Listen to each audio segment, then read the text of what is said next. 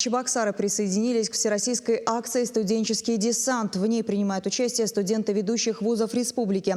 В течение недели молодые люди знакомятся с работой участковых, экспертов, криминалистов, инспекторов по делам несовершеннолетних. Группа студентов отправилась в рейд вместе с патрульно-постовой службой.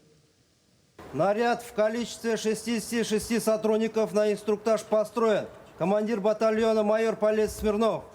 Вместе с сотрудниками патрульно-постовой службы инструктаж прослушали и 15 студентов высших учебных заведений. Им предстояло впервые побывать в ночном рейде. А там всякое может случиться. Нужно быть подготовленными. Перед выездом студенты также присутствовали на вечернем приеме сдачи дежурства, где докладывали о происшествиях за минувшие сутки. Как и настоящие полицейские, студенты все законспектировали. Наверное, мы все-таки хотим изучить эту всю работу изнутри.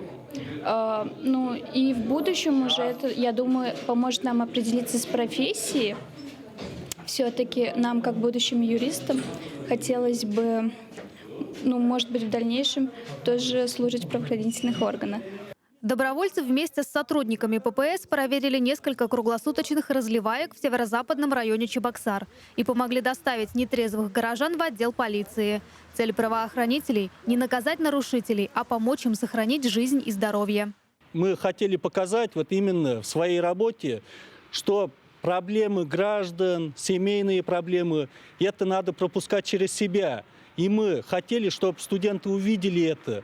То, что мы и как сотрудники полиции, и как граждане, пока мы не поймем ихние проблемы, мы не сможем решить, помочь людям. Работа полицейских воодушевила многих ребят. Студенты для себя отметили, что стражи порядка должны быть не только ответственными, но и неравнодушными. Работа у них весьма интересная, очень важная, потому что они, допустим, человек останется где-то на улице, спит, они могут его забрать, тем самым спасти ему жизнь, допустим, вызовут скорую, отвезут скорую. Допустим, я увижу то, что человек совершает правонарушение, как, например, состояние алкогольного опьянения, буяние, то я, понятное дело, позвоню в полицию и прошу сотрудников ППС забрать этого человека, чтобы он не совершил какие-то необдуманные поступки. Студенческий десант проведет в полиции 4 дня. За это время ребята посетят и другие подразделения правоохранительных органов.